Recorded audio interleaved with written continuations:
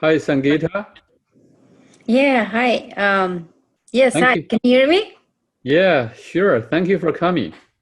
But You're I welcome. couldn't see you. I can hear you. Yeah, because let me see. There you go. Awesome. You now Awesome. I see can see you me. now. Sure. Hi, Yufang. Doing pretty good. How are you? I got your email, and I think a couple of my club members they said they're going to join as well. Awesome. Awesome. So what's your home club? You're the VP of your club, right? Yes, I am. We're part of the PMI Silicon Valley Toastmasters Club.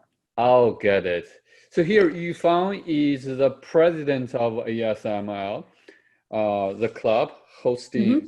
the workshop. Actually, ASML has Their own. workshops monthly. Every month, they may invite a speaker presenting some workshops, like today's workshop is about how to win the evaluation contest, both in the club level and in district level.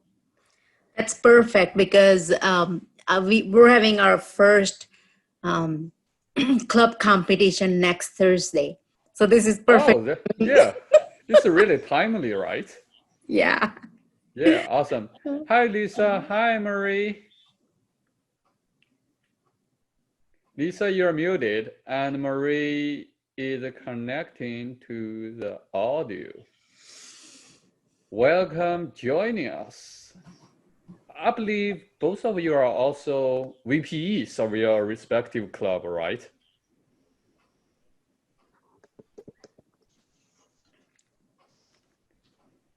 Lisa? Hello. Oh, yeah, we can hear you Lisa. now. Hi, Lisa. What's your home club? The PMI Silicon Valley Toastmasters with Okay, Sangeeta. I get it. Okay, thank you. Thank you. So your VP, Sangeeta, is also here. So I'm just a general member. I'm not an officer or anything like that. Being a member actually is a boon because you just focus on Mhm. improving your speaking instead of leading others. And for leading others, sometimes it's challenging and it can be destructive, maybe. Hi, Marie. You're muted, Marie. It's Mare, short for Marianne. Amir. Okay, thank Mare, you. yeah, Mayor. Marianne. Yeah, Okay. nice to So meet you. great to see you here. I believe we have met somewhere else. Probably next Laugh Lovers district conferences. I'm sure we've met. Okay, awesome. So, what's your home club? um, well, I don't have. It was Genentech Toastmasters, but I actually have several clubs I belong to. So in District 101, I belong to Next Step. In District 57, I belong to Laugh Lovers. And in District 4, I belong to Genentech Toastmasters and Pacific Rim. Wow, you're a member at least four clubs, I believe. Yes, Wow, thank you for joining us. yes, my pleasure. Garev, it's am I pronouncing your name correctly? Hi, Garev. Hi there, how are you doing? Great, great. Thank you for joining us. How Thank are you. you? Thank you for having me. Yeah, I was invited here by Dennis Dawson. Oh And yeah, he will we have, be the presenter today, the keynote speaker. He's yeah, unbelievable he in is. public speaking. Which club is this? So I'm part of Sunnyvale Speakeasy. I don't know which club this is. I Oh, just joined. this is the ASML, and Yufang is the president. I believe at the very beginning of the meeting, she will introduce herself as well as the club. Hi, Billis. Owen Billis. Hi, Gavin. How are you? I'm good. I'm good. Thank you for joining us, and thank you for being a test evaluator. Actually, we have 5 evaluators for the test speaker, so it's a great chance to display different talent in evaluation, right? Will we get to hear the other evaluators somehow? Yeah, you will be one of the evaluators. Also, there will be 4 other evaluators evaluating the same speech. And Dennis will give some feedback on your evaluations, the 5 evaluators' evaluations. Very good. Very good. Thank you. Thank you for supporting. Thank you For for supporting inviting me. us. Yeah.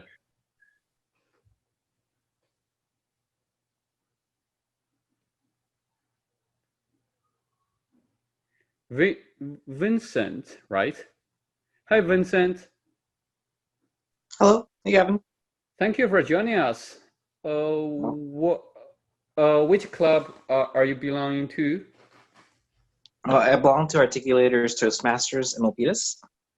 District 101. Trying to remember the area though. Okay, I get it. So your club has a member called Anurag, right? Yes.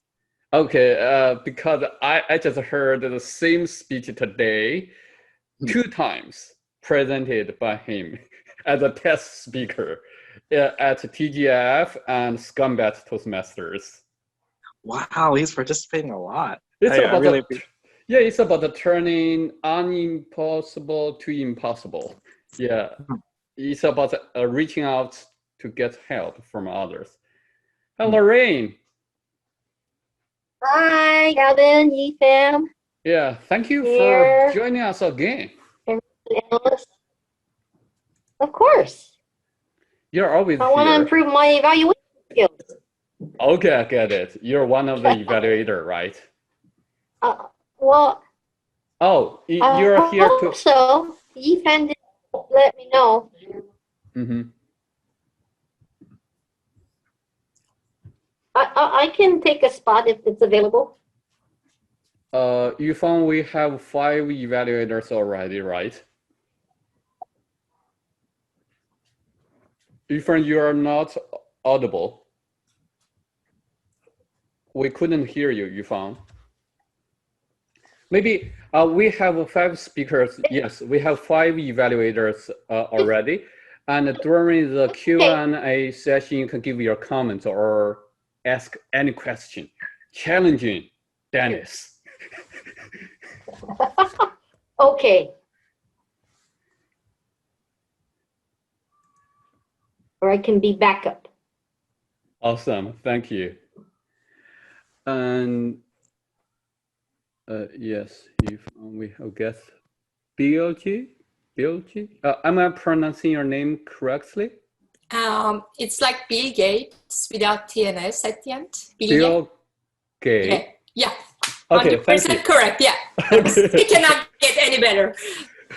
Okay, thank you. So, what's your club and some background about you relating to public speaking for us? Sure. I recently joined PMI Silicon Valley chapter, which is already itself is also a new chapter.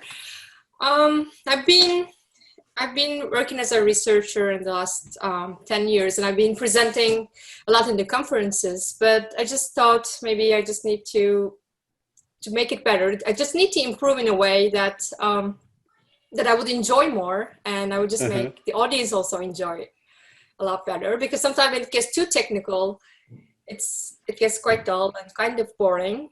And I cannot always act, or I cannot always use hand gestures to make the audience. I mean, I just wanted to challenge myself to do better. And now in the time of COVID, I think I have nothing better to do during the day. So that feels like a good time to just start doing it. Okay, thank you for joining us. And I also really love your down-to-earth speaking style. You're just touching upon very pragmatic points. Thank you for joining us. Thank you. Dennis is entering the space. That's good. And I like how you explain how to pronounce your name, Bill Gates. Oh, it took me some time to find it, but once I did it, there's no way that it's mispronounced anymore. Hi, Dennis. You are the superstar tonight because you're the keynote speaker, the presenter. You're not so audible. So can you say hello to us? No, you build me up way too much. No, not really. The expectations are way too high. I can't do it now. No, everybody, I believe, here knows you really, really illustrious and experienced in public speaking and evaluation. That's why we are here. All right. It's 7 p.m.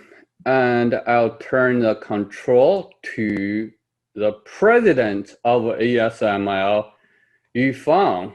Yifang, thank you. Hi, can you hear me? Yeah, there's an echo, I believe. You have an echo. Maybe you have used the two devices. How about now? Yeah, perfect. Bob. We also have a Bob. Hi, Bob. Hi, Gavin. Can you say hello to us and maybe say something about your home club, your background relating to public speaking to us, because you are a renowned Toastmaster. Well, I don't know about renowned, but it's good to see everybody smiling faces and nobody looks orange. So that's very positive. Okay. My name is Bob Galino. I'm a member of two clubs, the Saratoga Toastmasters and Macintalkers. Okay, thank you, Bob. So Yifang, yeah, the stage is yours.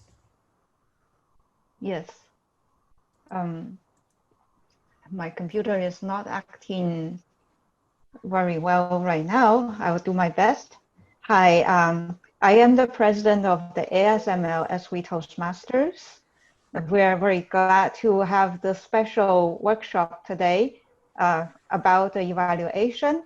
The speaker will be Dawson.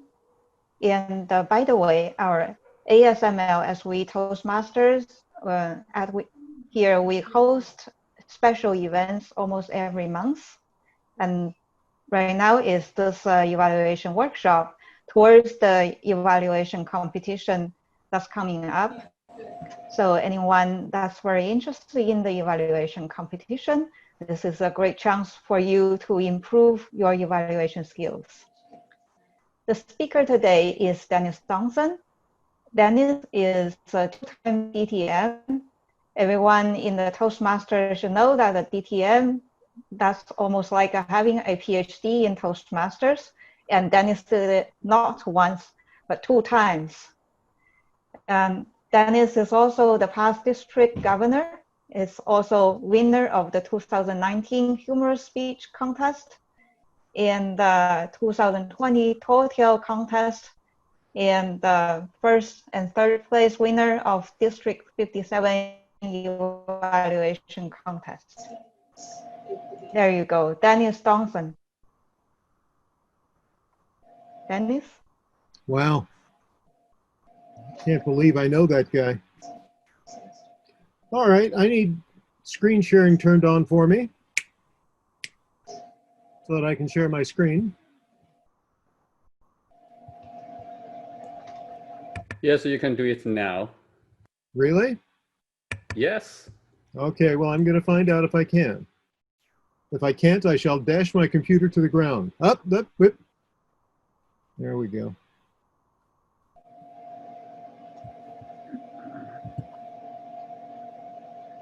Oops, there we go. We've got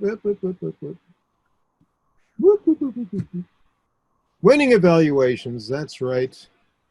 We are going to talk about giving winning evaluations, and I'm doing a little play on words there. I will talk about how I was able to deliver evaluations that were able to win contests, and how, in general, you win anytime you give an effective evaluation in Toastmasters.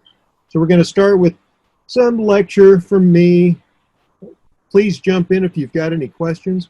If possible, I'd love to see your faces in the video, so there's no reason you have to turn your video off. I can usually tell when people are bored and I need to move on to my next point if I can see your faces in the gallery there.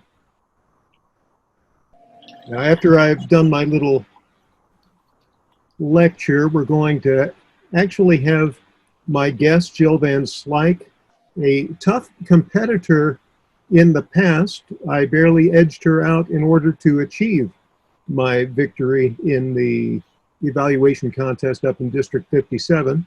So she has agreed to be our guinea pig tonight.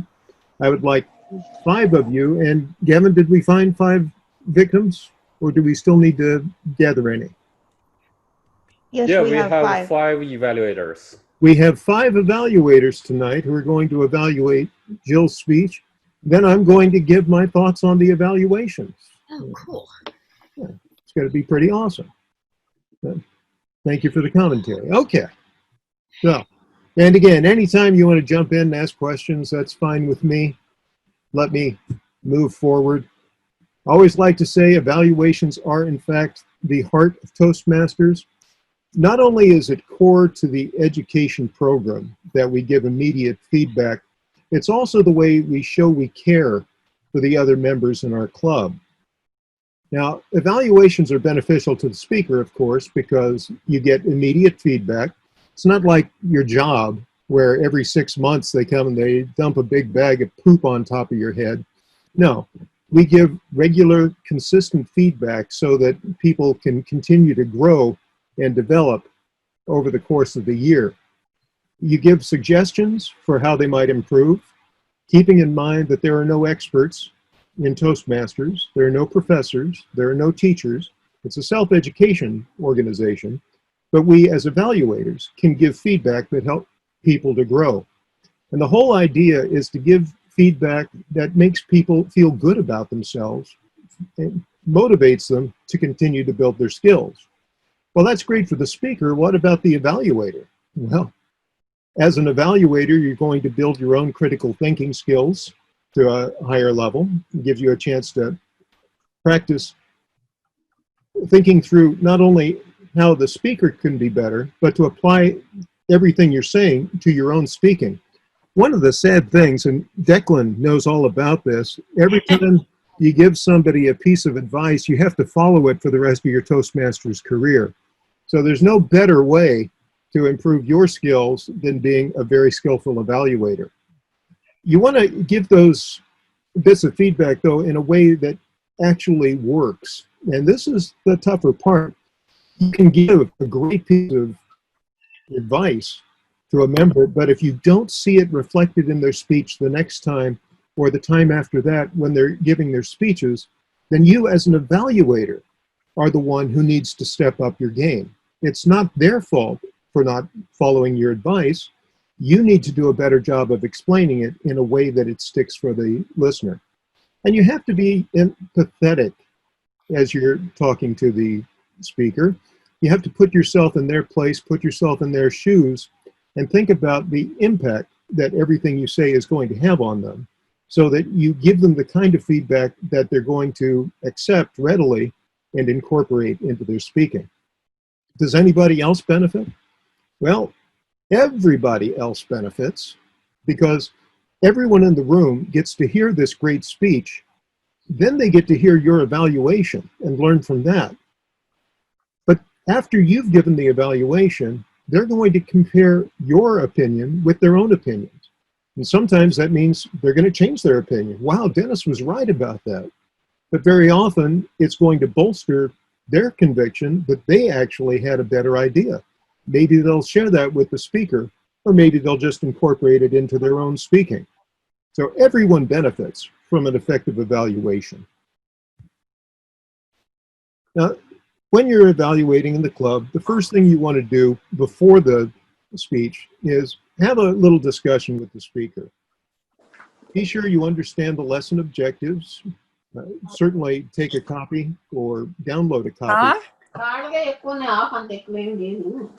Oh yeah, you need to mute yourself. Oh, there we go. Hi, everyone. So you want to be sure that you've gone through the lesson objectives with your the speaker and be sure that you're going to evaluate them based on that criteria. Very often we come in and we give the same sort of evaluation every single time, but Pathways is built around specific things at specific times in the Toastmasters journey. So we want to be sure we're evaluating for the purpose of the lesson in order to give everyone the opportunity to grow properly. You also want to find out from the speaker if they have any particular areas of interest. It might be that the lesson has to do with vocal variety this time, but they're also interested in whether or not their jokes are going to land properly with the audience. So incorporate any of their personal wishes into the evaluation that you give.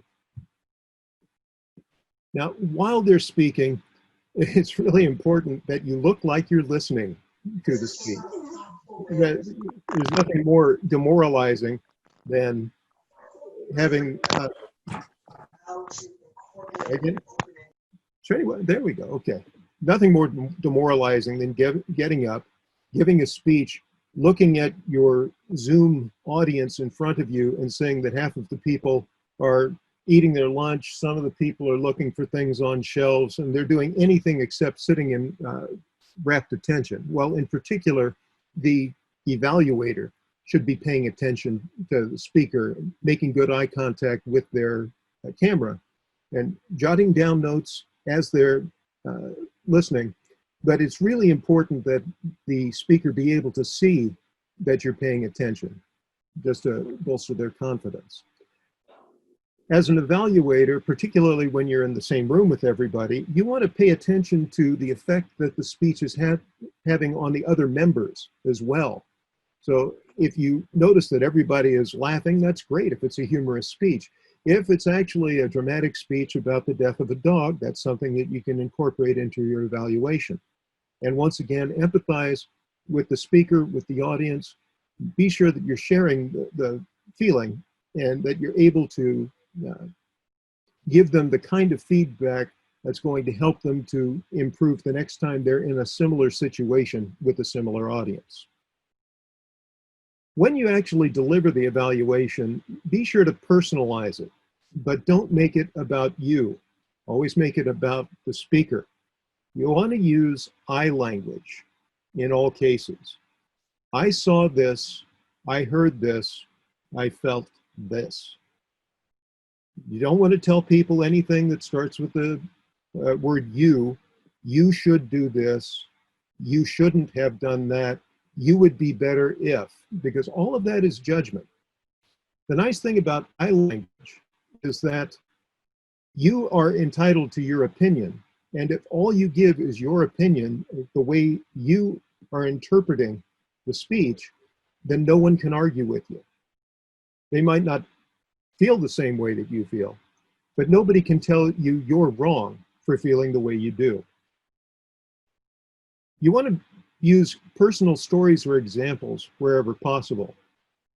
So if you notice that someone was nervous, you can say, hey, you know what works for me? I make fists with my toes. That way I put all of the tension down there at the lower part of my body where it can't be seen in a Zoom call.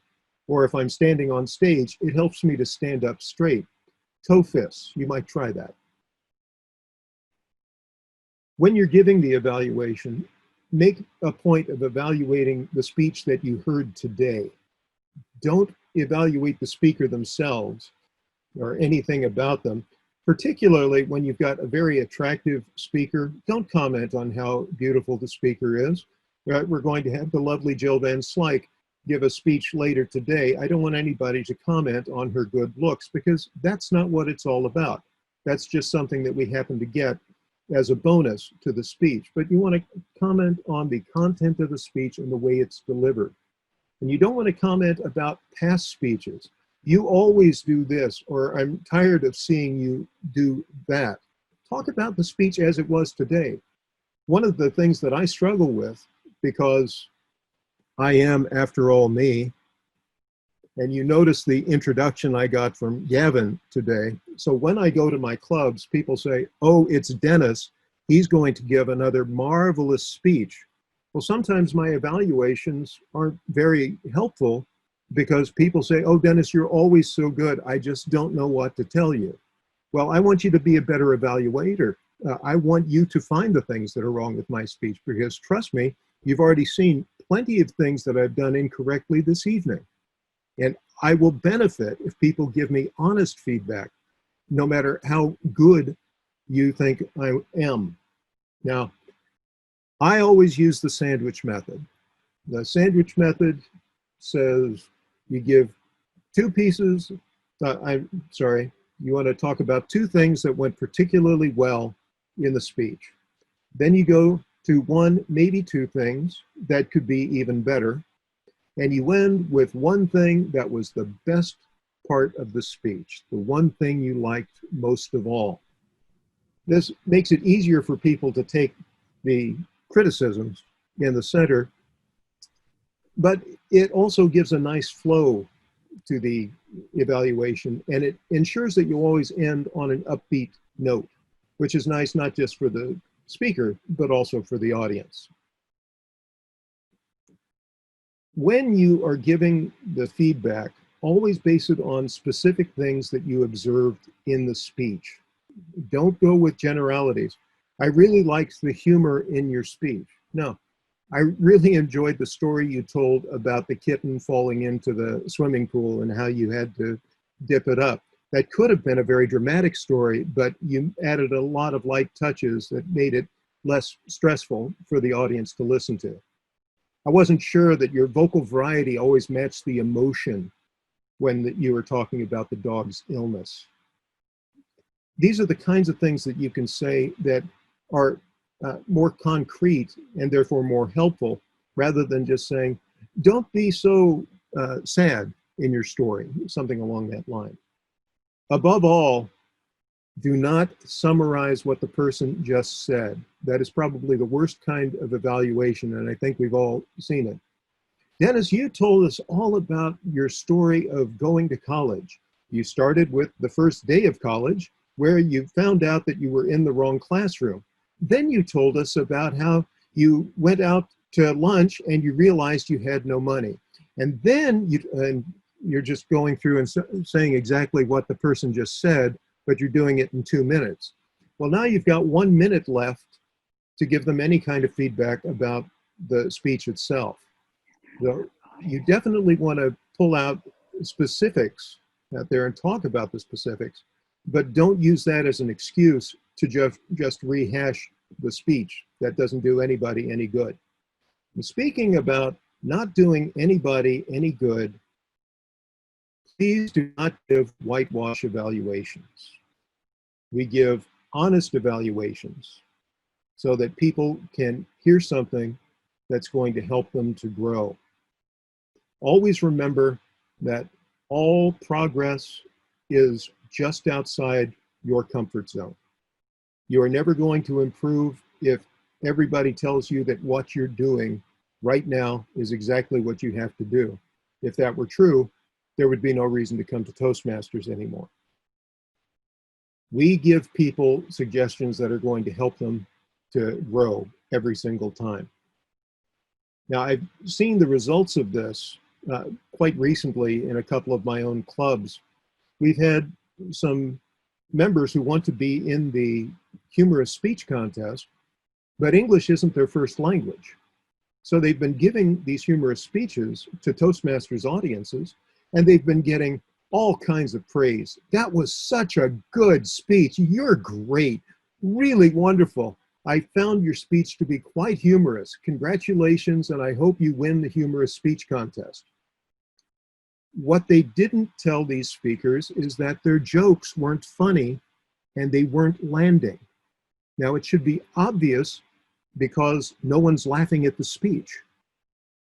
But what was happening because of whitewash evaluations, these speakers were feeling confident, they were feeling very bold, and they were ready to go into the contest where they're going to fail miserably because no one was giving them the correct kind of feedback to help them tell jokes better.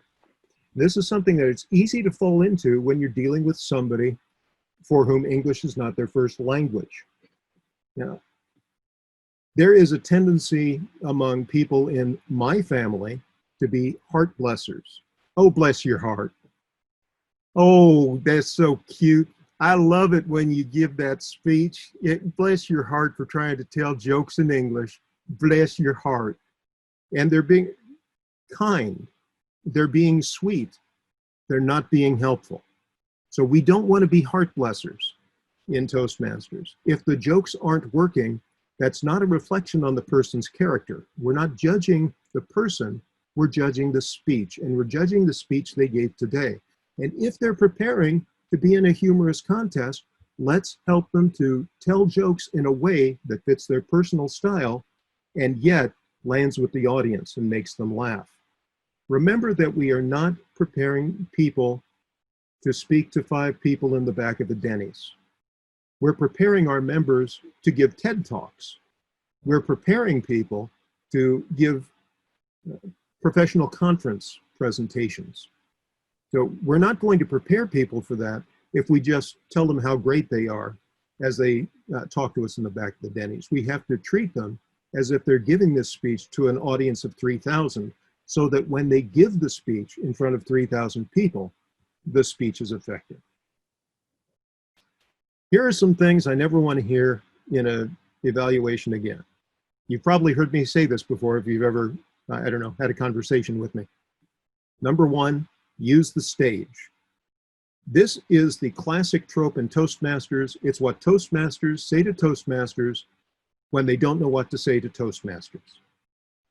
Nobody said to Steve Jobs, hey, I really liked your commencement speech, but you sat behind that podium the whole time. Why didn't you walk up and down the stage and show what it was like in freshman year, and then move for sophomore year, and move for junior year, and then finally you could be back at the podium for senior year? That's what a professional speaker would do. No. That's what a Toastmaster would do because they've been given bad advice for years from other Toastmasters. So if it makes sense to move for a particular speech, then that person should move. And they should move with purpose. They should move to a particular spot, and they should stay rooted in there until they have a reason to move to another spot. But don't just throw out, use the stage without giving positive suggestions and explaining why the speech was less effective without using the stage. Because if you just say use the stage, all you're doing is you're taking the easy way out, in effect. What's another thing that people always say to Toastmasters? You drew me in. That is an absolutely useless piece of information. What did you say instead? I was intrigued. You piqued my interest with your quote at the beginning. I was engrossed in your description of the path in the redwoods. If you just say, you drew me in, that gives absolutely no useful feedback to the speaker. Now, in this COVID world, you're starting to hear this one. This is what replaces use the stage. Stand up when you speak. When you're sitting there in the chair, you just don't have the same impact that you could. Well, the fact is, this is a COVID world, and now we give speeches sitting down. Now, I don't know if it's bothered you so far that I've been sitting down this entire time, but if I'm going to speak for over 10 minutes, there's no way I'm going to stand up the whole time. I'm just too old for that. And so I am going to give people feedback about how effectively they gave their speech while sitting down. And we can talk about certain things like right now, I've got my armrests really high, and it has been pointed out to me in the past that sometimes I look like a Tyrannosaurus Rex with tiny little arms up here. So I know when I'm giving a speech and I want to be evaluated for it, I'm going to lower my armrests, and that way my arm movements are a little more natural. They don't sit up here very tight like that. So that was a great bit of feedback that I got during an evaluation, something that I carried with me and it stuck with me. Don't just jump to, oh, you sat down the whole time, you'd be better if you stood up.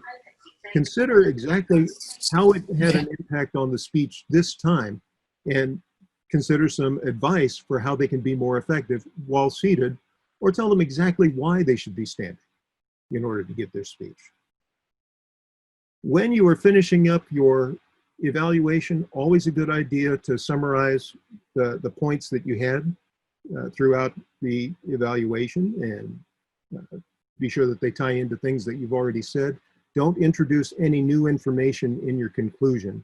That's always the death knell, particularly in a contest. When you finish up, another trope is, I look forward to hearing more speeches. You'll usually say that because you hadn't thought about a good conclusion. If you haven't written out a good conclusion for your evaluation, just say Toastmaster. And we're getting away from Mr. Toastmaster and Madam Toastmaster at this point because of things that are changing in the way that we address people in a professional manner. So it's perfectly okay now to say Toastmaster and pass things back. Now that's my advice for giving evaluations in the club. Let's talk about contest evaluations for a minute. Now, let's be perfectly clear. I can't tell you how to win contests. I am definitely not an expert in this. And again, there are no experts on anything in Toastmasters. Contests are judged events. The judges are not experts. Judges are just other Toastmasters. A few years back, I recited the Barbarian's Beard for the District 4 Tall Tales contest, and I nailed it. I thought I won. I thought I was great. And it turned out I didn't even place. A couple of months ago, I recited exactly the same poem, and I took first place in District 101. Same speech, pretty much the same delivery and the same ability, different judges, different day, different result. But no one can tell you exactly what the magic formula is for winning an evaluation contest. What I can tell you is how I prepared and executed my evaluations when I took first and third place in different years in District 57. You can use the same techniques or combine them with your own, but it all comes down to the judges. You can deliver the best evaluation of your life and lose because one of the judges ate a bad piece of fish that day. There's just no way to be certain. All right?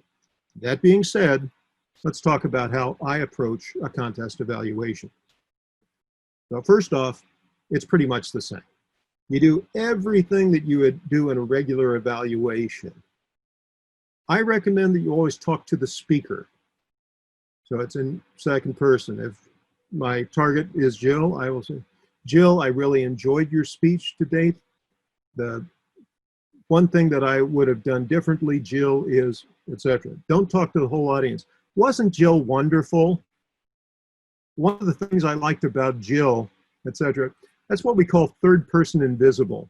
It's something that I remember the book, How to Be a Jewish Mother.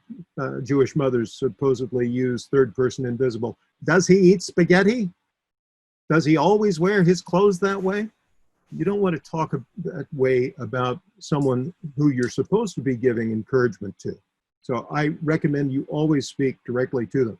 Once you choose, though, to speak either directly to the person in second person or to speak in third person, don't combine the two. You choose one way or the other all the way through.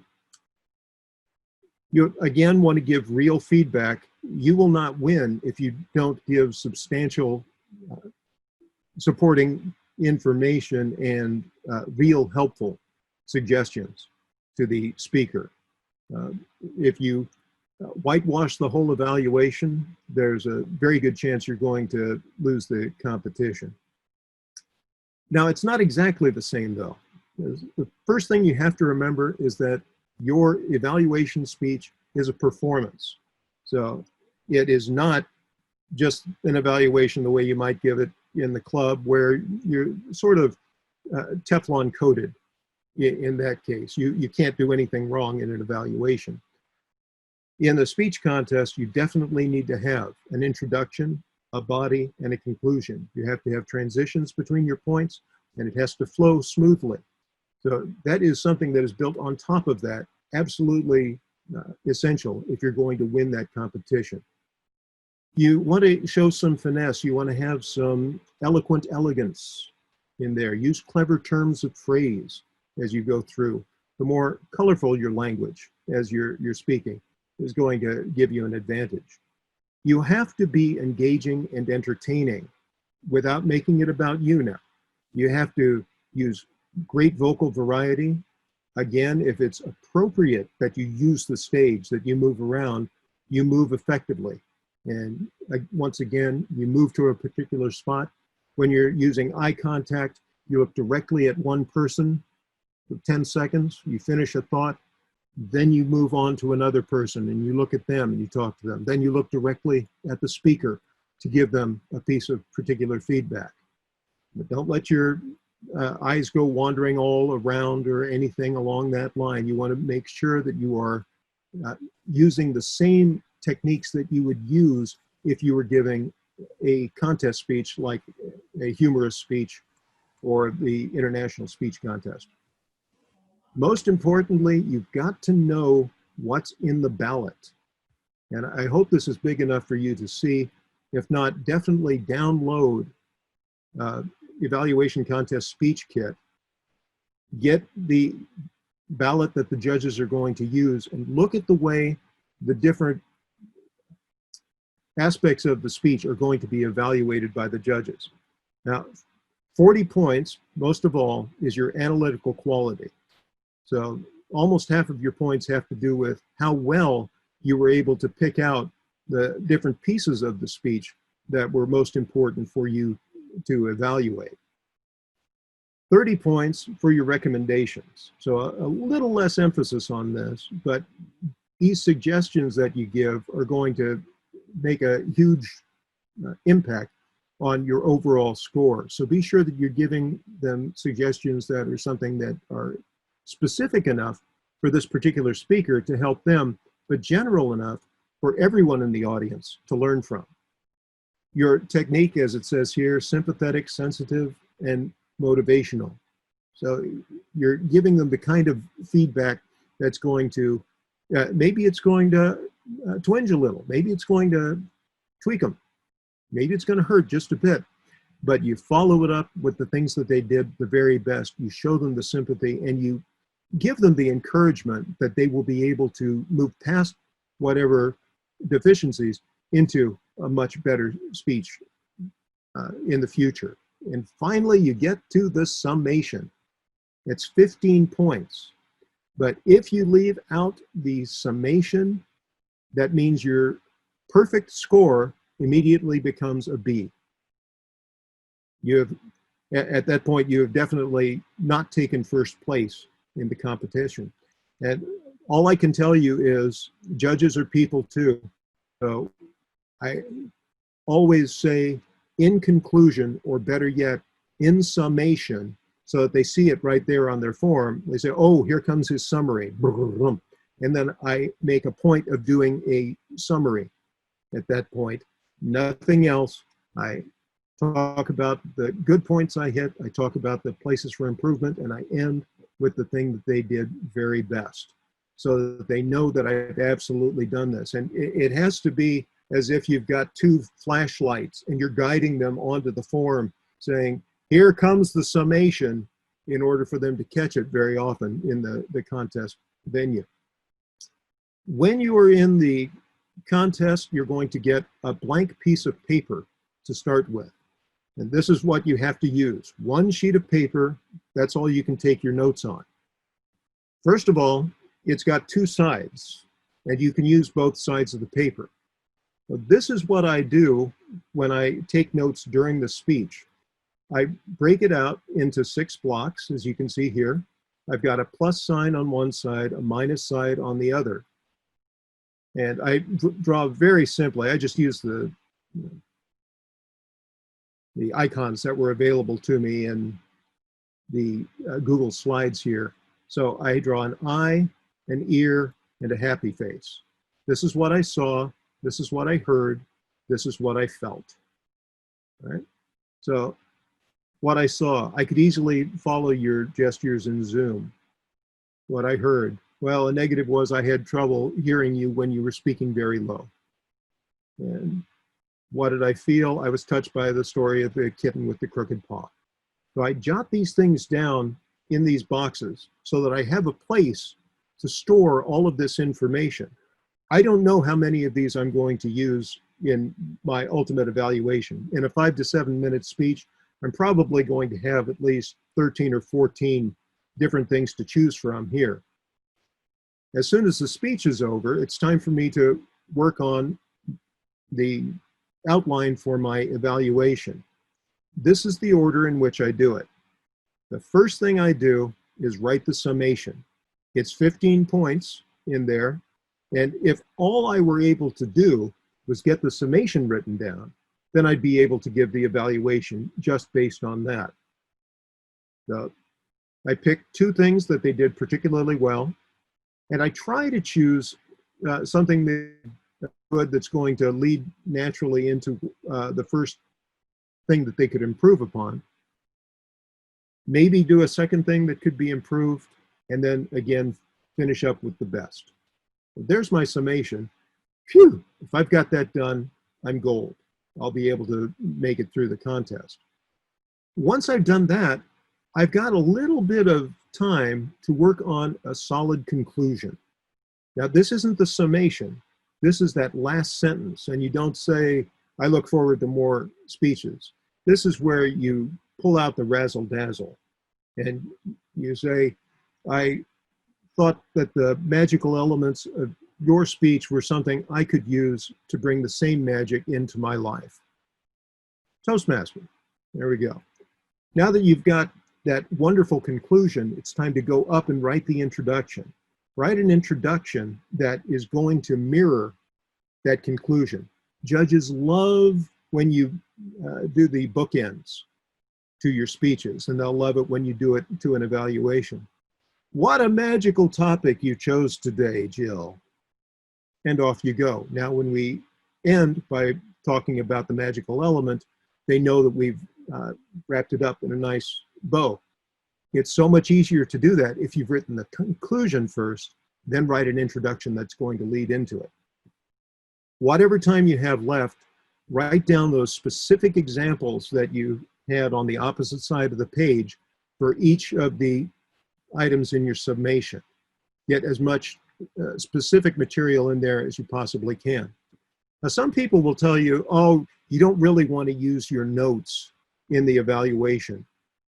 I disagree, and this comes from my friend Mike Daly. He's the one who taught me all of these techniques in doing the evaluation.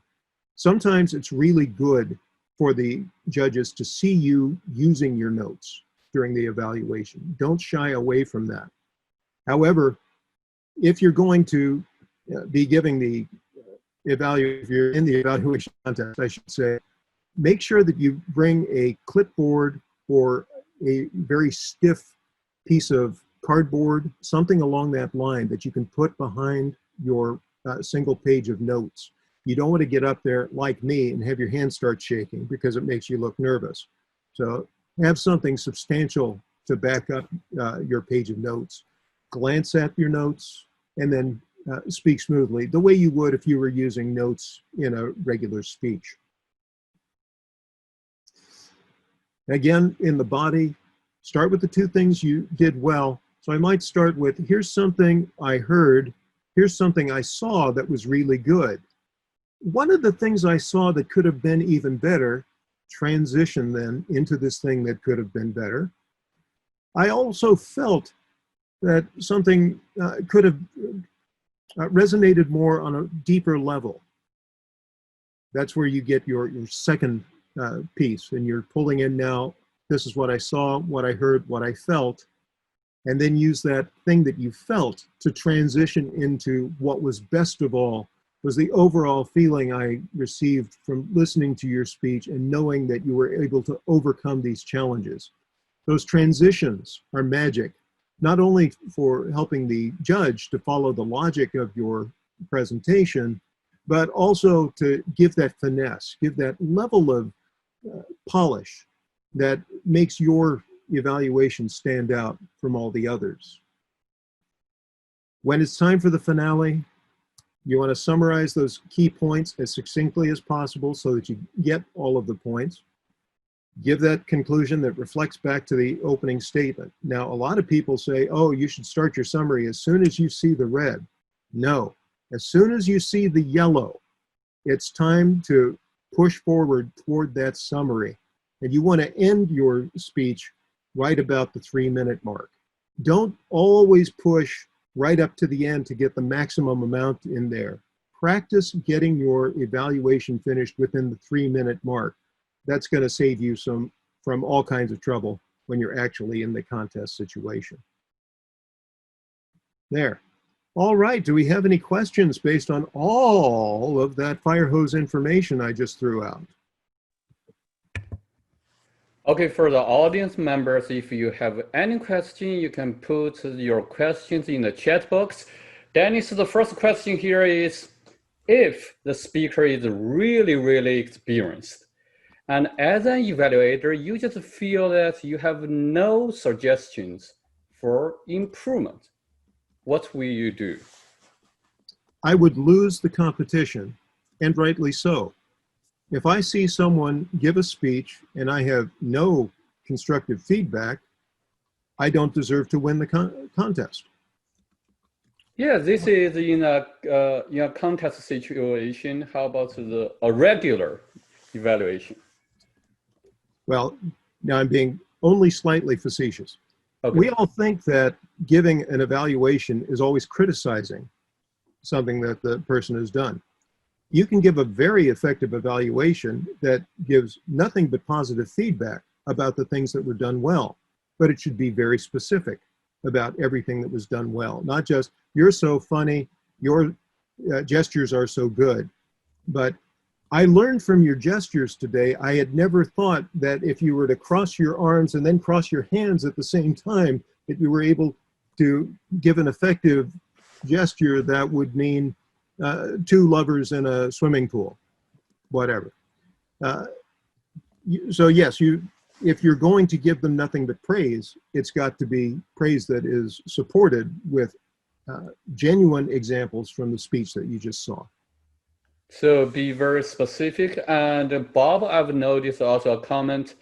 He said, just focusing on why you felt someone did really well.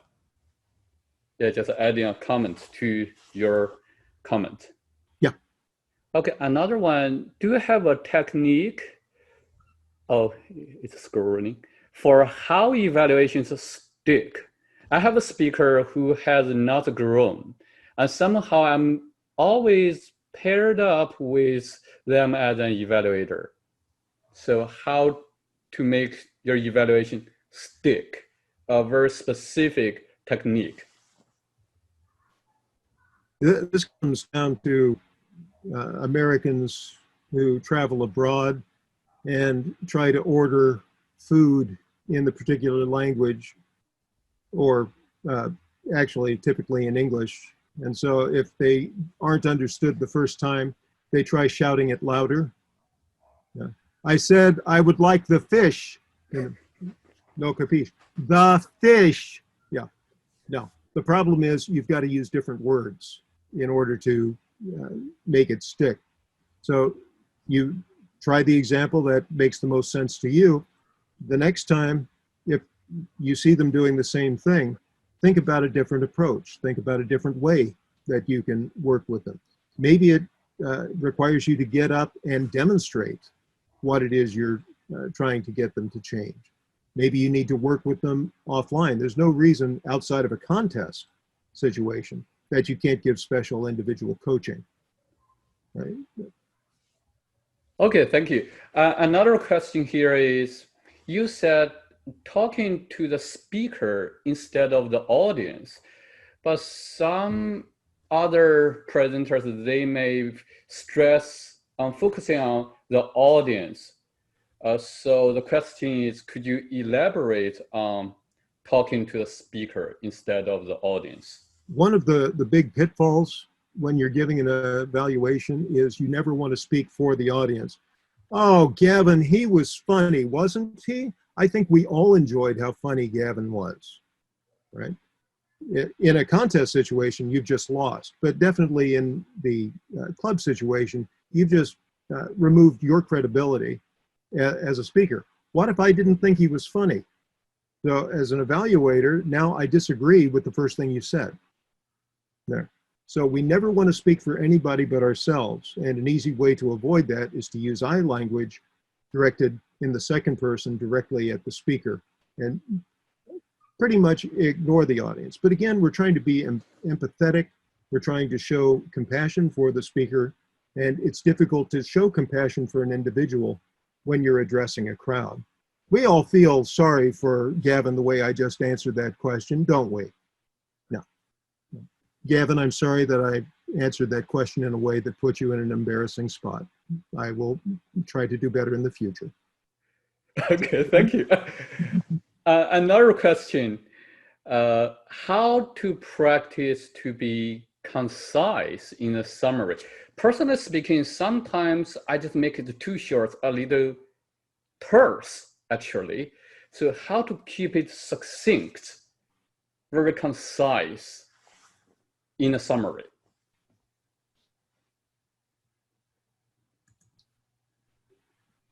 Concision comes from excision. You want to get rid of any word that isn't absolutely necessary. So, easy ones are words like really. You really did something, or just you did something. Doesn't matter. So any of those extraneous words, if you find that your summation is too long, you're probably trying to fit in too many points for improvement or things that they did well. That's why I say 2 things they did well, 2 things for improvement, 1 thing they did best. So you're using the rule of 3, and you always want to give 3 positive with 2 areas of improvement. You don't want to give more areas of improvement than you give to things that are done well. And you want to choose the 3 things they did best and the 2 things that are most important at this time. One of the ways that you can make evaluations stick, in fact, if you've given the same person the same feedback multiple times, give them feedback about different areas of their speech or related aspects of their speech rather than going back to the same trough again and again, because that's not helping you or the speaker at that point. Okay, thank you. Another question is, if I'm a novice evaluator, the very beginning stage, do you have a best practice, 1 tip for me to begin with this path of evaluation? We obviously ask people to do 3 speeches before they ever give an evaluation. They have to be in a club that just chartered. We've got 39 people who have never given a speech before, and we can't have the same 3 people continually give the evaluations. So we've opened it up at this point now that people have heard the evaluations and allow them to do the evaluations even though they haven't completed their 3rd speech. All of that said, anybody at any level can evaluate any speaker if they use I language. I saw, I heard, I felt. I had trouble following the logic of your speech. That's always true. I find that I only get really good feedback from new members of our Toastmasters Club. From the more experienced members, I get the same kind of feedback that I expect to get from other Toastmasters. It's the new people coming in who surprise me, give me an impression that I wouldn't have thought of myself because I'm too inured in the Toastmasters world here. So it's always good to listen to new people. But my advice to a new evaluator is to stick to the I method. You can't go wrong. Okay, thank you. Another question here is, what recommendations do you have for maintaining eye contact in the Zoom environment? And I've noticed that Bob has a comment, 2 comments already. The first one, decrease the size of the Zoom window and position it at the top of the screen. Number 2, put plastic eyes on either side of the camera. So besides the 2 recommendations, do you have other tips for eye contact over Zoom? Well, how was my eye contact tonight? Not bad, right? Okay. Sure. Okay, so I seem like I'm looking at the camera. No, I had my notes, but I always keep my notes right here underneath my camera. So for the Google Slides, it has this great little feature. That's why I use Google Slides, not PowerPoint and not Keynote. Google Slides has a pop-out window that lets you place it right underneath the camera, and I scroll through the notes, and it seems like I just am brilliant and can roll all this stuff right off the top of my head, but I'm actually stupid. I have to have every single note right in front of me. But since it's right there underneath the camera, I can read it without people being able to guess that I'm as stupid as I actually am. It's one of the nice things about using slides, in fact, is that you can't see my eyes, particularly with the glasses and the glare. You can't see exactly where my eyes are going. You definitely want to avoid having the notes off to the side so that you have to turn your head slightly in order to look at them. Yeah, definitely put notes right in the middle of your screen, right underneath the camera on your computer. Okay, thank you. Thank you for all the pragmatic recommendations and tips. Now I will turn the control to ASM President Yufang for the evaluation session. Yufang, the stage is yours. And Thank you. A bigger round of applause for Dennis Dawson. Thank you, Dennis. Thank you, Gavin, for conducting the question and answer part. Now we will have our test speaker, Jill Van Slyke. Jill, are you there? Yufang, so could you please first announce the orders of the evaluators? Because we have 5 evaluators for the test speaker, right? We first have the test speaker, the speech, then have the evaluators. Yes, our 5 evaluators go in the order will be first, Mel Repeto, second, Keyvan Lee, third, Yichong Zhao, fourth, Priya Kupuswamy, and fifth, Owen Baylis. So, have you all got your name? Okay, the evaluators, please rename yourself as the evaluators. Yeah. Dennis? I want to interject. This isn't a contest, so all of the evaluators will be allowed to stay in the room. I recommend that they take notes, and even though you're going to hear other evaluators, try to give your evaluation as if you had not heard the other evaluation. Encourage conviction to stick to what you were going to say, regardless of what you hear the others say. Thank you. Okay, thank you, Dennis. Sure, Yufang, go ahead. Yeah, so did we just talk about the evaluators should rename themselves? Oh, yeah. So, Mary Pato, are you here? Can you just acknowledge that you will be the first evaluator? Sorry, I am here and I renamed myself. Thank you. Thank you. And Keyvan Lee? Hi, I'm here and I've renamed myself too. Thank you, Keyvan. And Yichong Zhao? We can't hear you, Yichong. Hello, I'm here. I'm working on remaining. Can you hear me now? Great. Priya Kupaswamy? Sorry, I had declined the evaluation actually, so I will not be participating today. So is that Priya you don't want to evaluate today? Yeah, I'm not in a quiet environment. I would not. Okay, no problem. Owen Baylis, are you here? Yes, I'm here. I can rename myself to Evaluator 4 if you'd like. Okay, then we have our backup evaluator, Yifang Xu. Can you be the evaluator? Hi, I'm Yifang. I will be the 5th evaluator.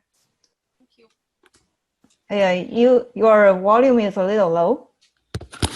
Hello. Hi. Yeah, that's better. Thank you. Thank you very much.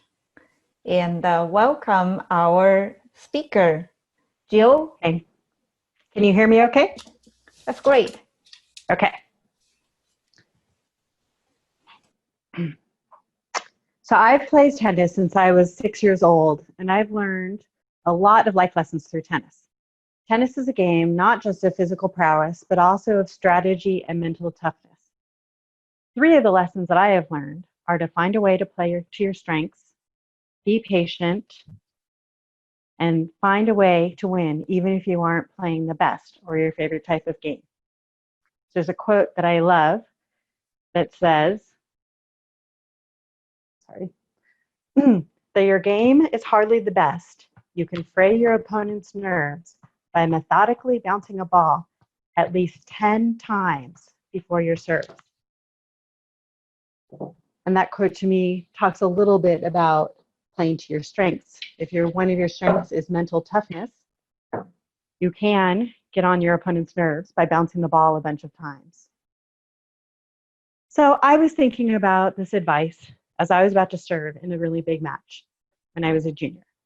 I was in the finals of a tournament, and if I won the match, I would qualify to play in the Masters tournament at the end of the year and become nationally ranked as a junior tennis player.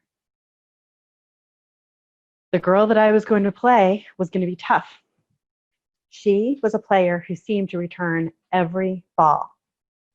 She didn't have any shots that I couldn't return, but playing against her was like playing against a brick wall, which meant I was going to feel like I was banging my head against a brick wall. She would win points just by getting the ball over the net one more time than I did. Now, my style of tennis is very different. My dad taught me how to play, and so I like to hit the ball hard and look for winners. I have to really use a lot of strategy and move the tennis ball around and wait to find a time to go in for the kill. Now, when I'm playing well, the ball seems as big as a basketball, and it seems to move so slowly that I have plenty of time to hit the ball.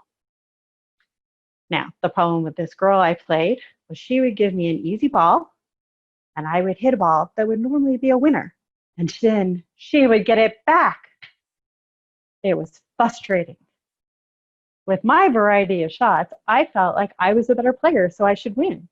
But I had to guard against being impatient with her. And as a teenager, I was impatient as a girl, waiting for that first kiss.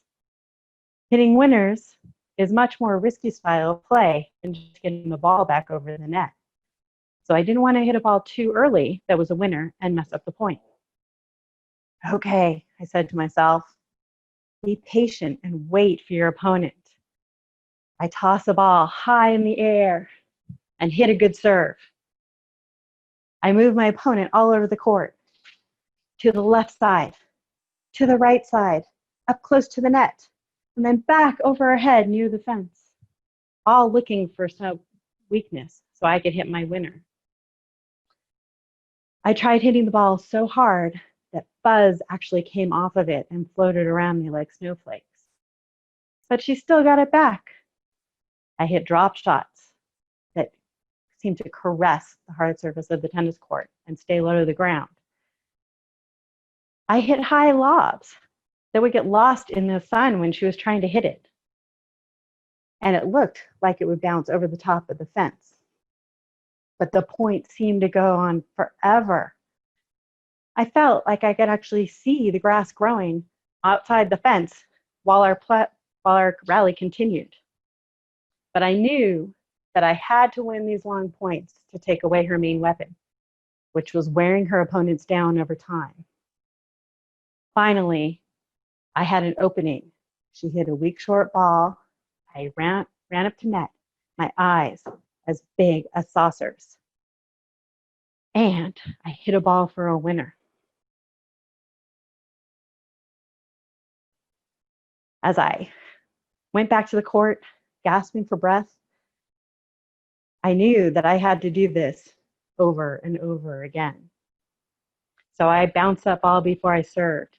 One, to give me time to catch my breath, and two, until it looked like I was starting to get on her nerves.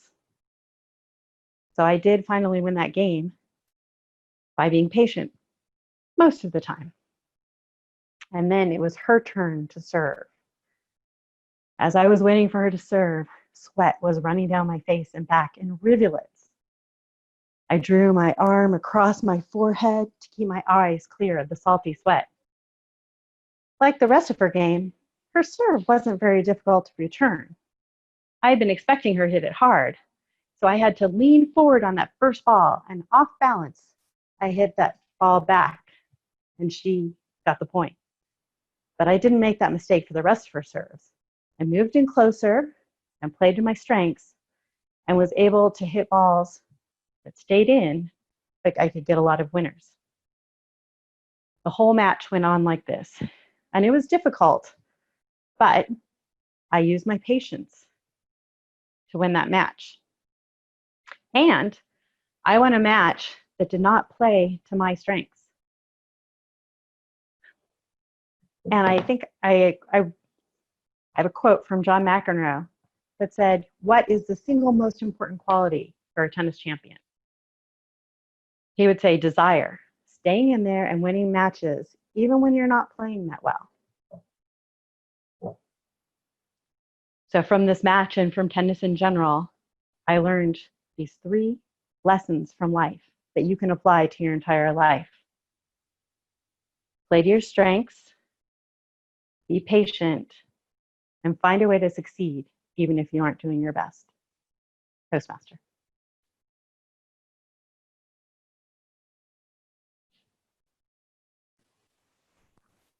Thank you, Jill. That's an excellent speech. And evaluators, please work on your evaluation while I take this time to ask Jill a few questions. First question, what is the title of your speech? So I had put it in the Zoom notes, but I think it was before the questions, and it's called The Big Match. The Big Match. Thank you. So Jill, how long have you been with Toastmasters? I've been with Toastmasters since 2008. That's quite a long time. Do you remember how you first joined Toastmasters? Of course. So I'm a pretty outgoing person, but I don't really like speaking in front of crowds. And one of my friends was president of a club and said it would be good for me to join, and it would help him meet his club goals by getting new members. So I joined, and I was very nervous. I came as a guest. They asked if I wanted to speak for table topics, and I declined. There was no way that I was going to get up the first few times and test out a table topics question. But I joined because I knew it'd be good for me to overcome this fear I had of speaking in front of large groups of people. And before I knew it, like a month later, I was sergeant at arms for the club. So then I had to open every club meeting. So that was how I came in. So a friend convinced me that I should join. That's quite a nice story about joining a Toastmasters club. And what do you think is the biggest improvement after you joined the Toastmasters? Well, my biggest improvement is knowing that I can get up and speak in front of a group of people, whether I have a speech prepared or if I last minute have to come in and give a speech. Yeah. What do you mean drive through? It's not drive through. Yep. Someone's not muted.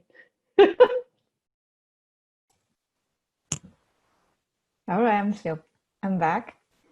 Okay. Do you remember a memorable evaluation that you ever received?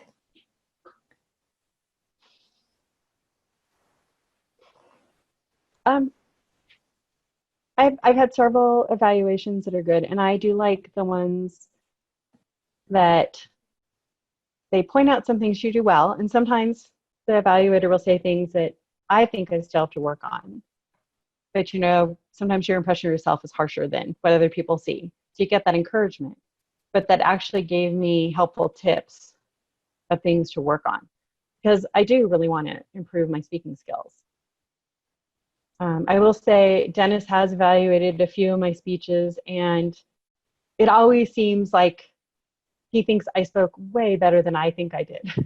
So it's encouraging. But I do also get tips on things to work on. One of the tips I had, this is my second time giving the speech recently, and it was suggested that people could see behind me, and other family members were walking in and out. So they suggested having a stable background.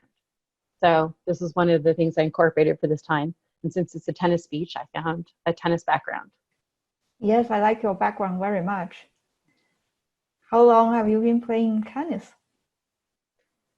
Since I was 6, so since 1976. I started with a wood racket that I had to put in a frame so it wouldn't warp.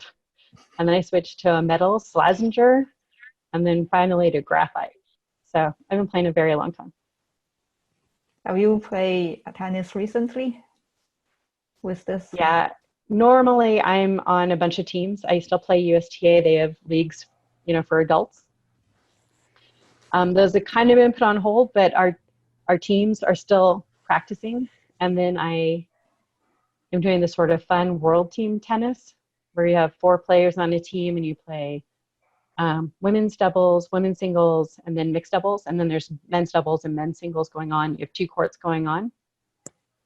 And then also drop-in lessons. So I'm still, except for the smoke and the heat, I'm still playing probably at least 4 times a week. Wow, that's a lot of practice. Yeah. Okay, evaluators, are you almost ready? Or you need more time? The first evaluator, Mel, are you ready? I am. Mel? Okay, all right. Thank you, Jill. So we will come to the evaluation of your speech. And Mel, can you introduce yourself, like which club you're from? And Okay. Yeah. Can I also ask who the timer is so I can pin them? Okay, I can time you. Okay, great.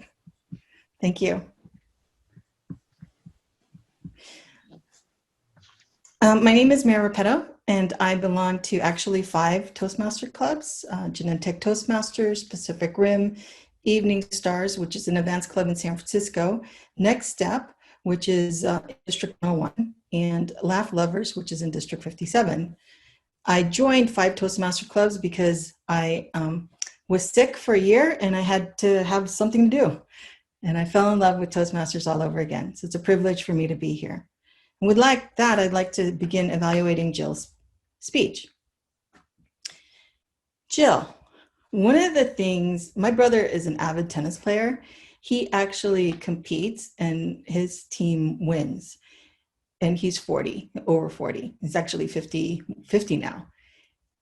He has a very competitive spirit. And one of the things that my brother does is he likes to play with people better than him, because he says that's the way you become a better tennis player.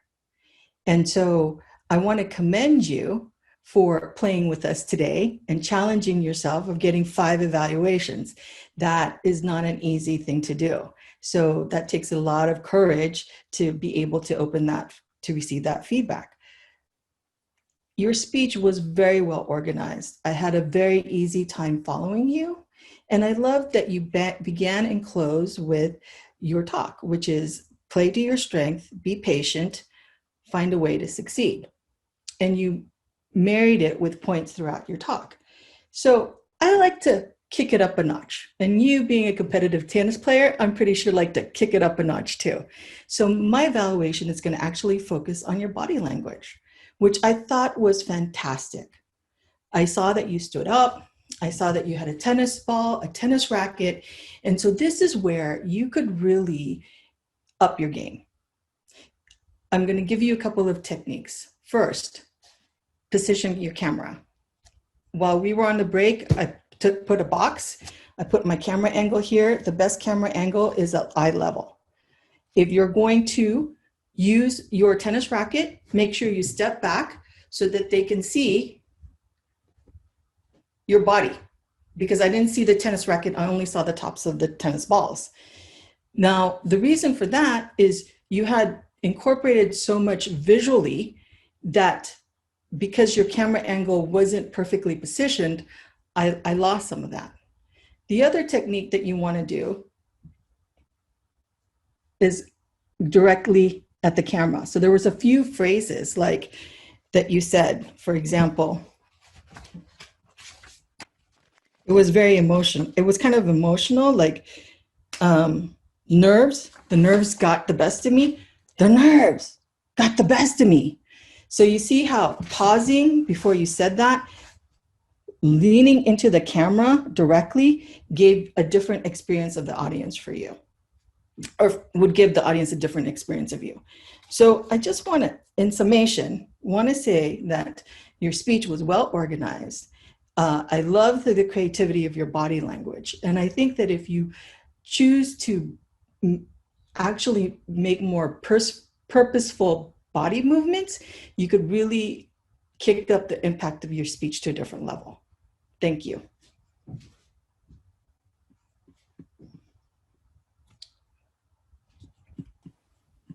Thank you, Mel. Our next evaluator is Kivan. Hello. Hi, can you introduce yourself? Yes, my name is Kivan. I am part of SRI Oregon on Toastmasters in Menlo Park, and I just joined 2 more Toastmasters group. So I'm definitely an addict at this point. All set? Yeah, you can go ahead with the evaluation. Life is like a tennis match. If your partner gets difficult, you should go and get aggro as well. Jill, I loved your speech. I'm going to tell you a couple of things I really liked about it. First thing, your background. As soon as I saw the background and you were talking about tennis, I was right there with you. The 2 things that I think you did really well, one was that right off the bat, you gave us the main message of your speech, which was play to your strength, be patient, and win. And then you repeated it at the end of your speech. So it made a very nice and closed ball for us to remember what you said at the beginning, see how you demonstrated it, and then at the end, you drove home the message again. The second thing I like a lot about your speech is the way you used words. You used metaphors and similes in a very creative way. The ball bounced it like a brick wall. The ball hit it like a brick wall the way you wanted to hit your head against a brick wall because you were so frustrated. It was a very lively image I had in my head after you said that. Waiting for your first kiss, you were so impatient to win. It was like waiting for your first kiss. That just really brought it home to me in many more ways. I also like hitting the tennis ball so hard we were going to take the fuzz off of it. And I had this slow motion image of fuzz coming off your tennis ball. Excellent way to bring your speech to life using metaphors and similes. A couple of things that I had difficulty with. One was that you were describing a game with your opponent and it was sort of building to a climax. And when you said that you had to hit it one more time and you were gonna do it, you needed that winning shot, I was ready for the winning shot. But then the next thing you said was, and then you had to do it over again and again and wipe the sweat from your brow. But I was ready for the climax. The energy kind of went up, and then it kind of came down and kind of fizzled out. Maybe some kind of story arc where you build it to the climax of that winning shot, which you then describe in great detail. How did you win that shot? And we are all there rooting for you. And the second thing was that it seems like the order of your message is really be patient, play to your strengths, and win, because you talked about patience a lot, yet it was number 2 on your list. So I thought, yeah, just a little switcheroo there would actually make things a lot better. And the only other thing I think of is that you mentioned playing to your strength, but you won the game not playing to your strength. And so I was a little confused as to how that met up with the message of your speech. Once again, you had great metaphors. I loved your background. The storyline was very involving. We were engaged and rooting for you. A little bit of difficulty maybe with having a consistent energy flow that we expect from the kind of story that you're telling. But overall, I'm so glad you won, because life is indeed a game of tennis. Madam Toastmaster. Thank you, Ki-Wan. Next, the evaluator is Yi-Chong. Yi-Chong, can you introduce yourself? Yes, I'm ready. Can I start? Introduce myself first. Hello, this is Yi-Chong. I'm the Toastmaster in ASML Silicon Valley Toastmaster Club, the same as Eva. Really happy to be here to be a third evaluator. And this is my 6th year as a Toastmaster. I didn't even realize I have been in the Toastmaster for such a long time. And now, can I start my evaluation? Okay. Hi, Joe. I really in your story. You brought me back to my life when I was a teenager. Your story, the growing you had, all of these were really great. And you led me through your whole stories and your growing. I really love the part you did is how you structure your story from the beginning, especially when you say, oh, patient. I need to bounce 10 times on my ball. I was in that story. I was imagining you were bouncing your ball with patience. That was really, really nice. Another thing I really loved your expression when you said, it was such a long time and just see the grass was growing. Wow, that's really long time. Those things, very little things, but you introduce this to audience and also help audience to get in your story. That's a part I really like it. And think about something that I observed distraction a little bit from my camera is sometimes when you were thinking, your eyes was going up a little bit, and I know you were thinking. It's good to, at that part, maybe you just pause. That would be a good way. Still facing the camera, still keep the eye contact. That was one thing I think you could improve.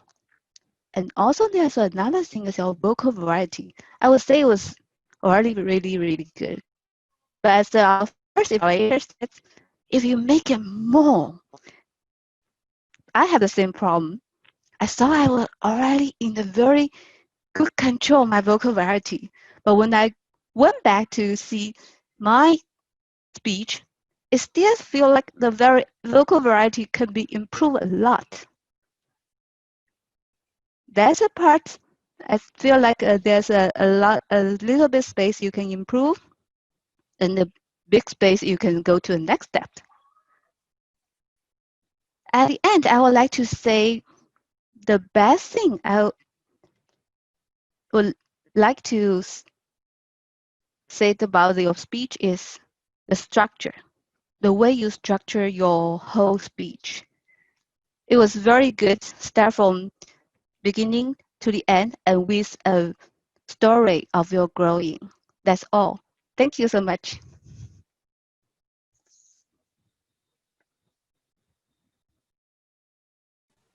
Thank you, Yi-Chong. Next to evaluate will be Owen. Thank you. I am a member of TGIF Management in Santa Clara.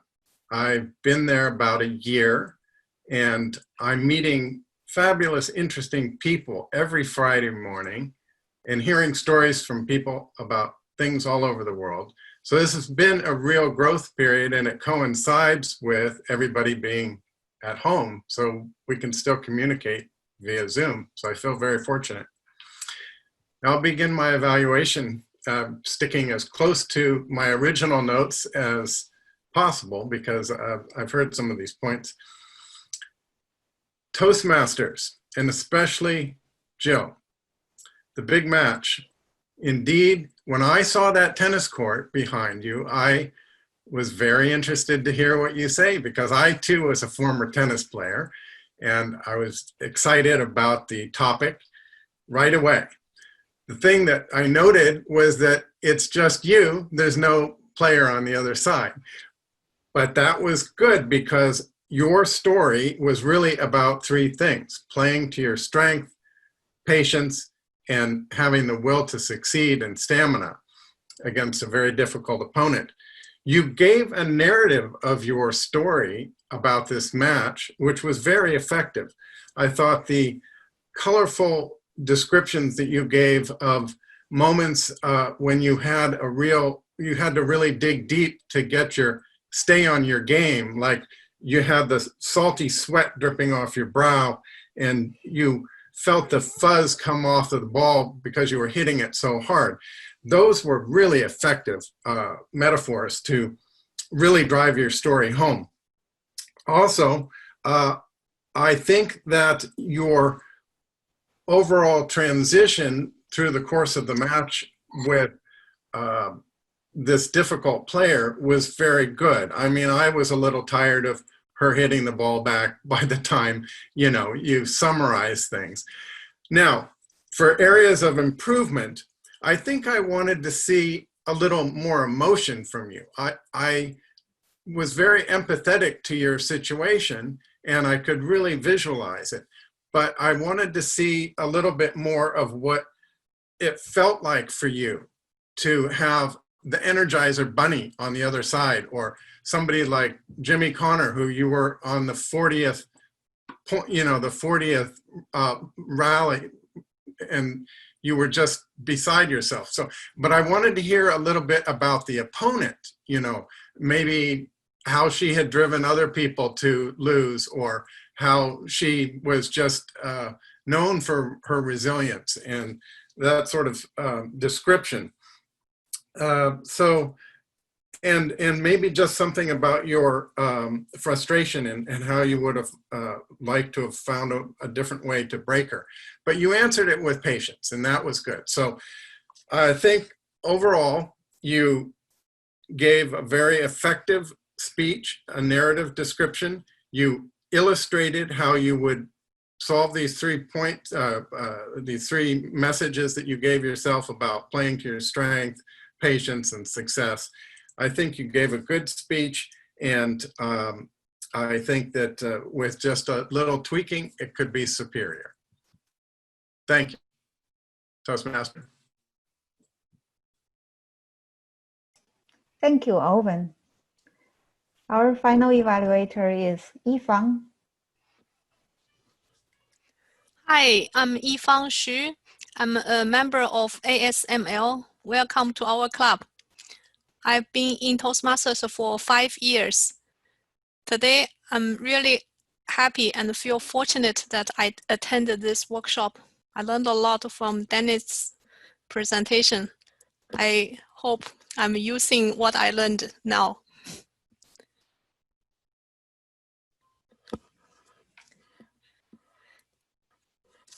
Jill, I want to tell you, since shelter in place, I have had a long time. During my alone time, I ponder a lot of questions. One of the questions is, what is most important to win? Thank you so much. I found the answer in your speech today. The design is the most important to win. In your speech, I see you have an intriguing story, and you delivered your story with dynamic gesture. When you show, you place your opponent to left corner, right corner, and you moved your body and you moved your hand to the left corner and the right corner. My heart was with your hand. I went with you to see your ball goes to the left, goes to the right. And also when you apply the vocal variety, I noticed you emphasize words that you want to add color to your story. You said the point goes on forever. You add something at the word forever. I could think, oh, the point goes slowly and you wanted to win. I can see that the point goes forever. Your description lets me feel it is a really big match. You went through multiple challenges. You addressed all the challenges and you win the big match. I like your story. I like your dynamic gesture. I also like your message. The most important thing to win is desire. Point to improve. I noticed that about 60% of the time, your eyes were looking at a single point. Maybe you had some picture on your screen, so you look at the picture to remind yourself what goes next. You could look at the camera so that I feel I'm connected with you more. Another thing, you had vocal varieties, you had pauses, and then at some point you could exaggerate more. For example, point goes forever. You had a forever. I can tell a small difference between forever to the rest of words.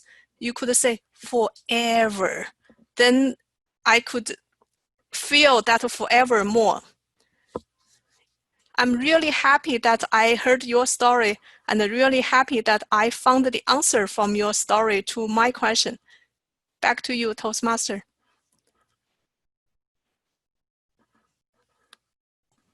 Thank you very much, Yifang.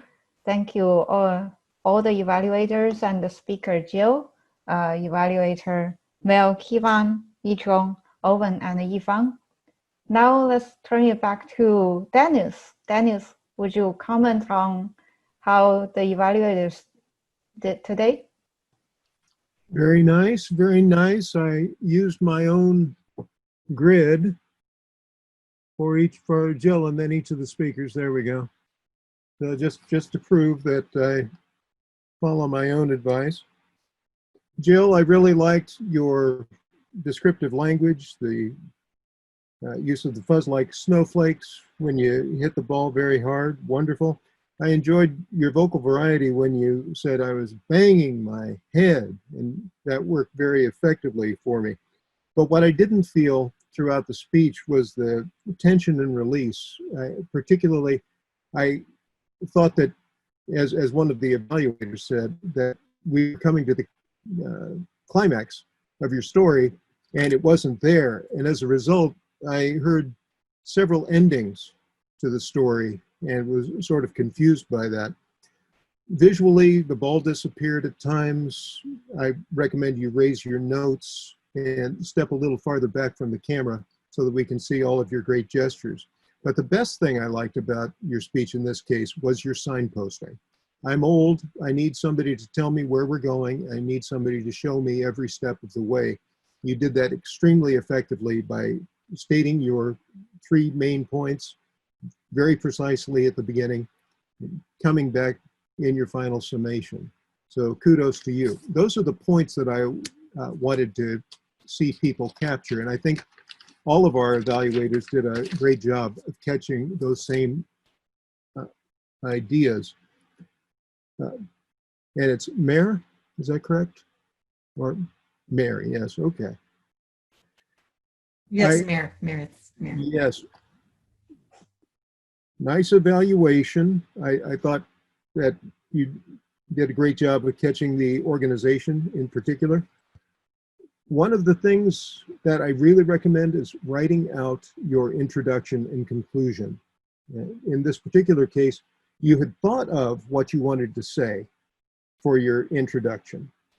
You thought you're going to tell a story about your brother-in-law, but as you got started, you say he's 40. Well, he's over 40, he's 50. And that tells me that you didn't write it down.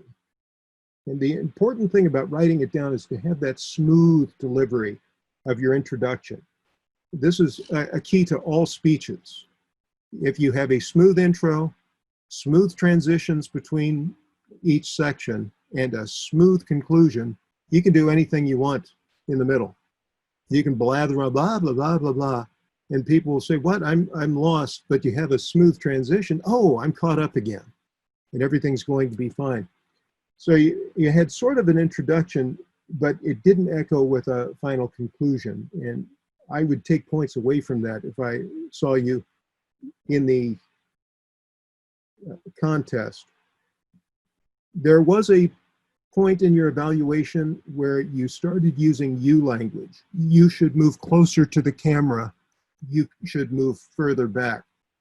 I would take points away from that if I were a judge in the contest, because the way I would express it is, you know what works well for me? If I want to express real tension, I'm going to get right up into the camera, and then I'll step further back. Now, once again, you're not dictating to them how they should speak.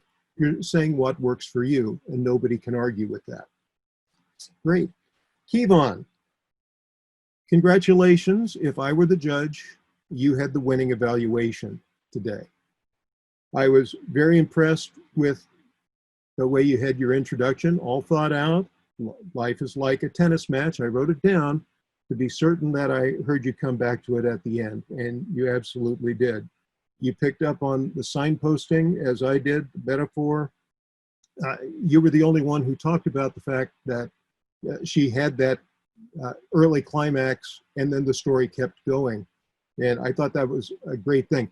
And whatever the one thing you pick out in your evaluation happens to be, you want it to be different than what everybody else did. So in this case, everybody picked up on the great signposting that she gave the 3 points. So in the contest, everybody sort of gets a 0 for that because everybody caught it. But catching that unique piece, you need to watch for this as you're choosing what it is you're going to evaluate in the contest setting. If you recognize something as being something everybody's going to say, you might leave that one off and come up with one of the more unique items to be certain that you've got something that really makes you stand out. But if you do that, it's a risk, of course, because they're going to say, oh, did she miss the signposting? You've got to be sure that you pick something else that's going to be equally effective.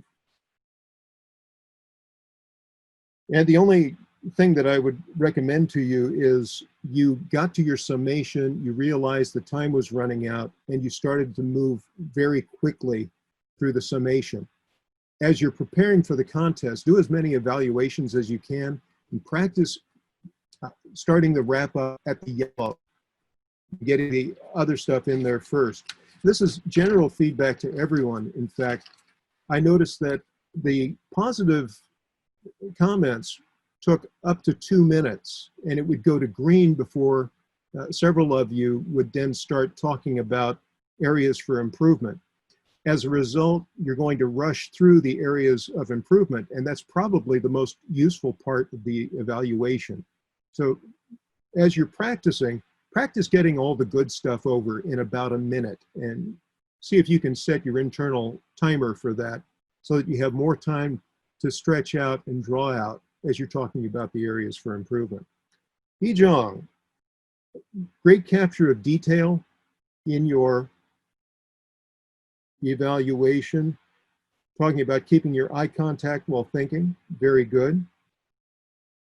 You talked about how, yes, okay, you talked about how you enjoyed Jill's story. It brought you back to how you felt as a teenager, but you didn't come back to that at the end of the speech. And so I missed that bookending that I talked about earlier. So there really wasn't a strong introduction, no conclusion, and worst of all, no summation. If you don't say, in summary, these are the points I just talked about, you're going to lose 15 points. Once again, if that's a 100-point evaluation, you've just gone down to a B, and that will take you out of the top 3 right there. And, oh, evaluator 4, Owen, there, I didn't write your name at the top. By the way, hey, that's an important point. The first thing you do when you start your evaluation page, and I didn't talk about this before, I just made that mistake. Write down the person's name and listen very carefully to how the Toastmaster introduces the speaker. However the Toastmaster introduced that speaker, that's the way you want to say it. They could be right, they could be wrong, but that's going to be your best guess. Unless you know this person personally and know how to pronounce their name exactly the way they do it, it's very likely the Toastmaster was prompted on how to say it properly. And definitely write it down so you don't embarrass yourself the way I just did. Owen, I thought you did a great job of capturing the details. There was great feedback when you were talking about the frustration that she was feeling. In this case, you talked about how you were also a tennis player. That was sort of an introduction, but it was a little bit rambling, and it didn't really come off to me as a well-constructed introduction there. And once again, you didn't come back to that at the end, so it didn't have the bookending effect that I described. Now, again, this is my technique.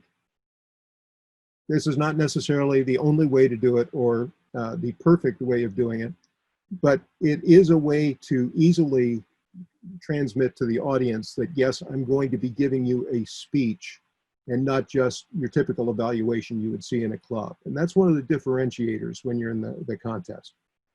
You use the phrase "very good" fairly often in there. You want to listen for that now. That's going to be your new, you know, your new or Very good has a lot of synonyms, and you want to try incorporating those into an effective evaluation. Biggest issue here, we never want to rewrite the speech. So I think at one point you said that she should give us the opponent's perspective. Have I got the right evaluation? And tell the story from the opponent's point of view? Yes. That is not something that I would do if I were giving an evaluation. Once you start rewriting the speech the way you would do it, you're getting into dangerous territory, because that isn't the speech that Jill wanted to give. And so watch for that. Rewriting the speech is a no-no as far as I'm concerned. And many other authoritative people.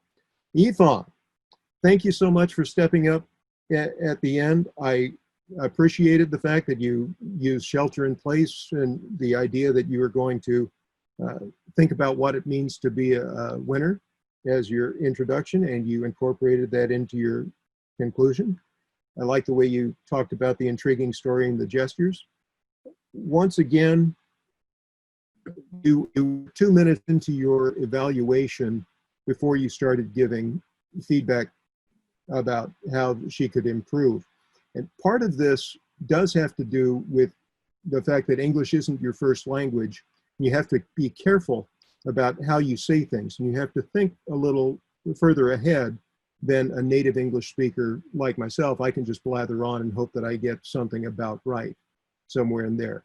Being aware of that, though, you can time your evaluation in such a way that you can allow for that extra time that you need toward the end by speaking a little more quickly or reducing what you have to say throughout the evaluation.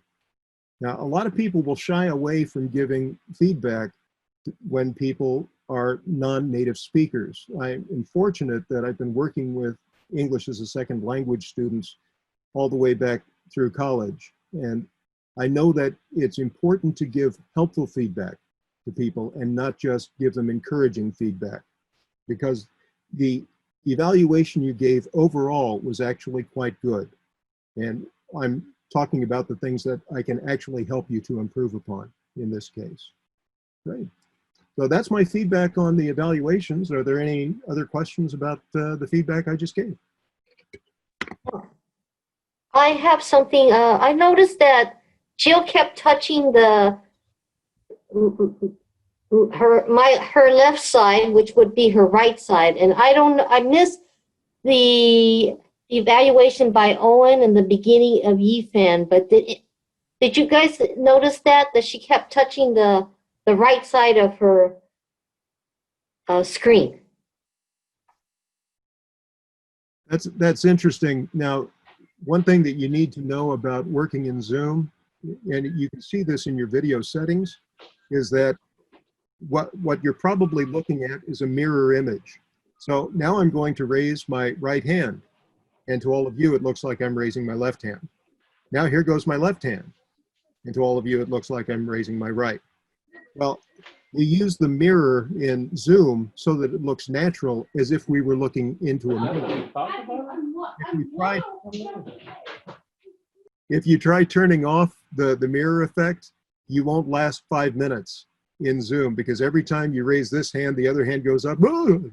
It is very disconcerting to you. I don't know what to tell you about that other than, as a speaker, I think that's great feedback. Be aware of that and be careful not to talk in terms of right and left or whatever. I would talk here and there. That's good feedback, Lori. But my feedback was, I was wondering what she was doing. I found it a little distracting. Jill, do you remember touching the side? So I had the picture up so I was trying to see how I looked while I was talking, so I wasn't too dorky looking. And my computer decided it needed to restart if I didn't hit pause on it. I had like several messages pop up, and I was just in the middle of the screen, and I should have probably left it, but well, I couldn't leave the restart my computer one, or you would have totally lost me. But the others I could have just ignored and just hoped that I wasn't looking super dorky on the camera. My camera is very small on my laptop. It's like that big. So I have a really hard time looking at the camera. I might use the eyeball idea because it's small and it's black and it's in the middle. So I try to look, but because I have a hard time, I try to keep the picture up so I know what I'm doing. So I was probably clearing the messages I was getting on the computer. All right, thank you very much for the explanation. And the big takeaway there is, don't worry about how dorky you look when you're in Zoom. Just embrace the dork. Well, and another good feedback was people are saying it looked like I was looking up when I was trying to remember something. And that what I was doing was I was talking about how the ball was being lobbed high over my head. So I was trying to look up at the ball in the air, but it didn't come across that way. So that's good feedback. So I just need to not do that.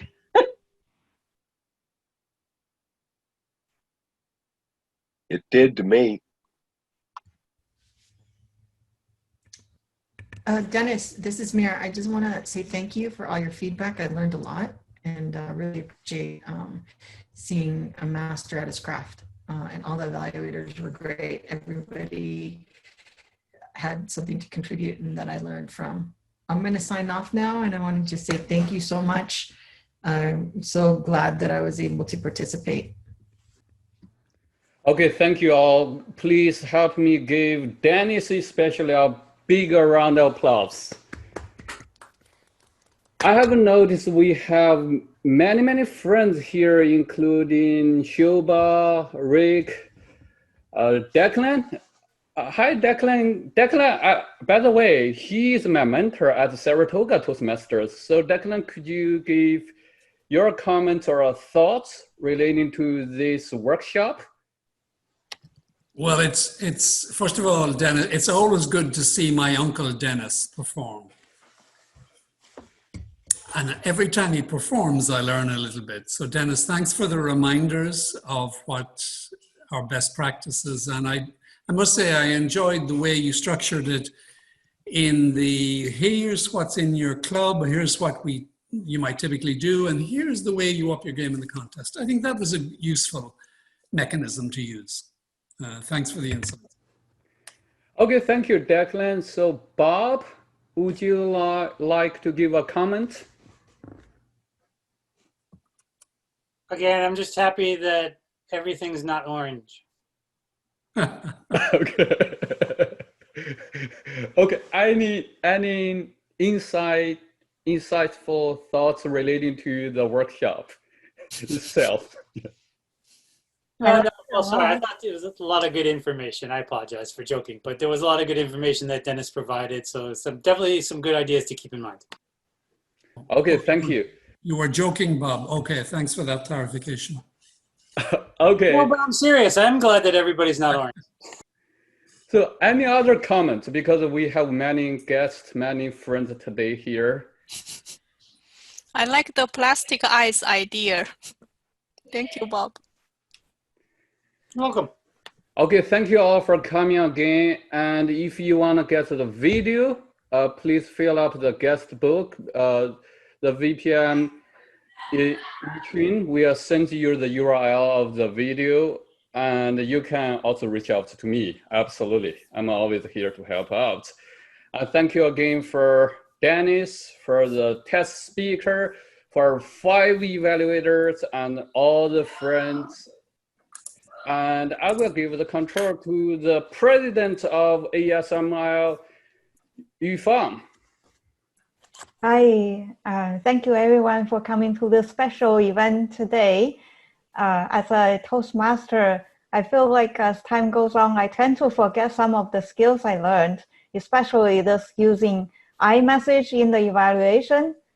As time goes by, the U message come back to my evaluations, and today I relearned that skills. And I'm noticing other people are using uMessage. Okay, I think, yeah, it's time to use the iMessage again. That's why we, from time to time, we need these workshops of this sort. And thank you, Gavin, for helping organize the workshop at the ASML Club. Gavin is our club's coach. With such a strong coach, you can see how strong our club will become. If you are ever interested in our club, please talk to me or any of the club members.